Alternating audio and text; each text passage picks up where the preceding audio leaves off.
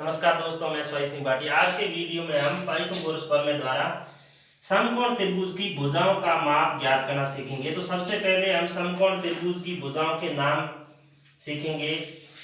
तो यहाँ पर त्रिभुज है ए बी सी, जिसका ए कोण है, कोण ए जो 90 डिग्री का है, यानी समकोण है। तो समकोण त्रिभुज में 90 डिग्री के कोण के सामने की जो भुजा होती है उसे कर्ण बोलते हैं। तो यहाँ पर ये सामने जो 90 डिग्री का कोण है, इसके सामने ये भुजा है कर्ण। कर्ण हुआ BC, और जिस पर यह त्रिभुज टिका हुआ है वो उसका आधार हुआ। तो यहाँ पर आधार हुआ AB, यह AB हुआ इसका आधार, और ये जो खड़ी भुजा है ये हो गई लंब। तो यह हुई त्रिभुज की भुजाओं के नाम।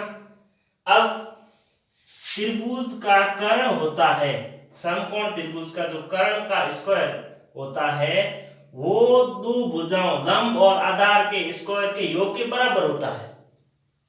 तो जाहिर सी बात है, अगर कर्ण का माप ज्ञात करना है, कर्ण स्क्वायर बराबर, मतलब कर्ण का माप होता है, कर्ण का स्क्वायर करने के बाद जो माप होता है वो आधार और लंब के स्क्वायर के योग के बराबर होता है। तो कर्ण स्क्वायर बराबर लंब स्क्वायर प्लस आधार स्क्वायर।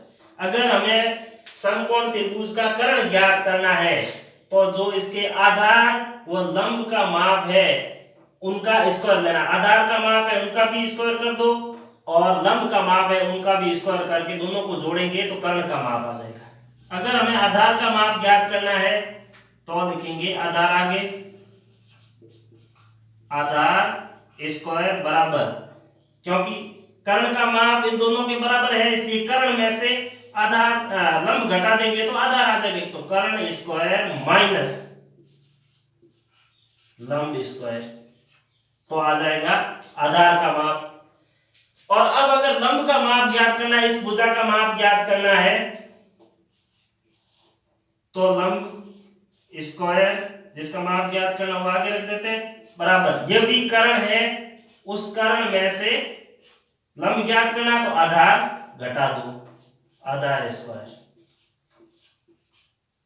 कर्ण स्क्वायर में से आधार स्क्वायर घटा दो। तो इस प्रकार से यह पाइथागोरस प्रमेय द्वारा समकोण त्रिभुज की किसी भी भुजा का माप हम ज्ञात कर सकते हैं। अगर कर्ण का ज्ञात करना है, इस भुजा का माप ज्ञात करना है, तो इन दोनों भुजाओं का स्क्वायर करके जोड़ दो तो इस कर्ण का आ जाएगा।